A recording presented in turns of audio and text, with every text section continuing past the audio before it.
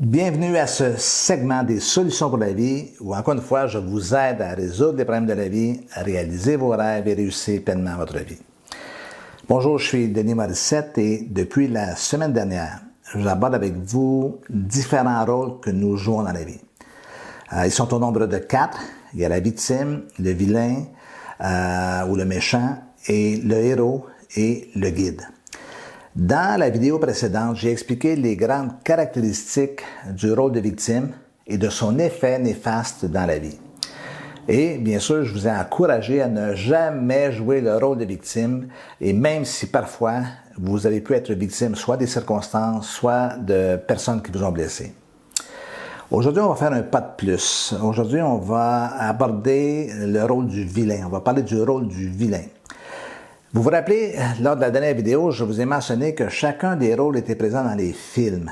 Le vilain ou le méchant est la personnification du mal.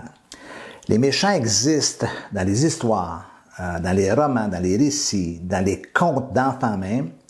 Pourquoi? Parce qu'ils existent, ou le méchant existe dans la vie aussi, chez les autres, et j'aimerais vous dire aussi en chacun de nous.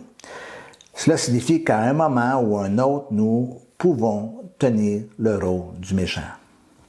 Mais qui est-il ce méchant ou qui est ce vilain?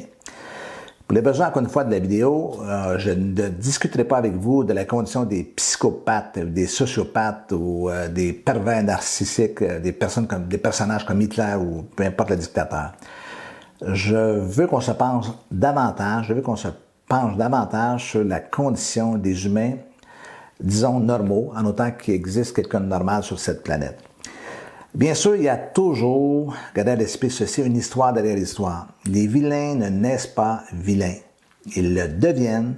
Ce sont des gens qui, de façon générale, ont été blessés, soit abusés, soit négligés par une ou plusieurs personnes. Et ce qui arrive, c'est qu'ils n'ont pas affronté et réglé la douleur et la souffrance qui provient de ces blessures qu'ils ont subies. Tout simplement, ils ne sont pas guéris. Vous connaissez le principe. Les gens blessés blessent les gens et les gens qui souffrent font souffrir les autres. Les vilains ont tous en commun, et c'est pour ça qu'ils sont vilains, de chercher vengeance. Leur colère, qu'elle soit ouvertement exprimée ou qu'elle soit refoulée et réprimée, ouvertement exprimée comme les colériques ou réprimée comme les agressifs passifs qu'on appelle, cette colère devient le carburant pour prendre leur revanche. Ça peut se faire ouvertement en cherchant à nuire ou à punir l'autre, ou cela peut se manifester de façon beaucoup plus subtile par la médisance ou la calomnie, par exemple.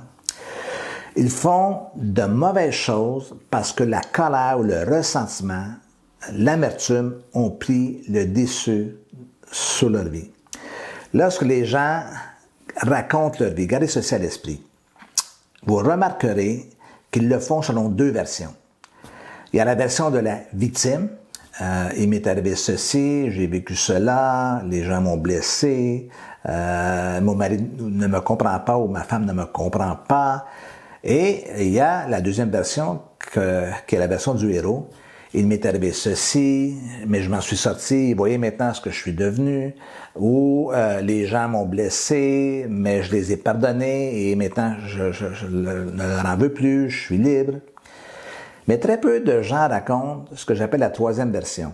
C'est la version du vilain ou du méchant. Exemple, mon mari ne me comprend pas, mais en fait, c'est parce que je crie toujours après lui.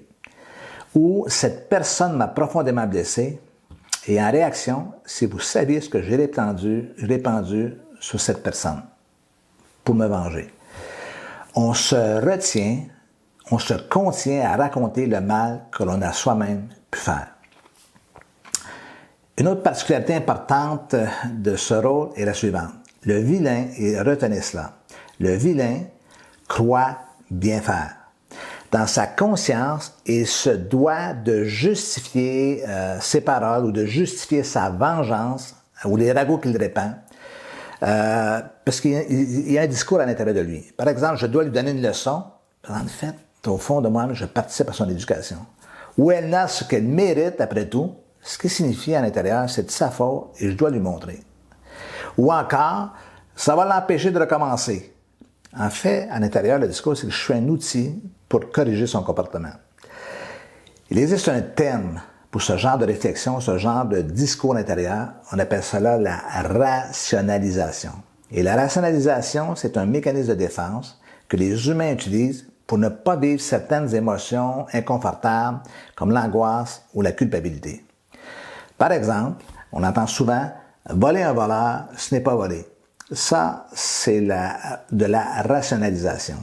On se justifie d'un acte ou d'un geste que l'on sait qui n'est fondamentalement pas bien en tentant de le justifier par un raisonnement pour le rendre plus acceptable.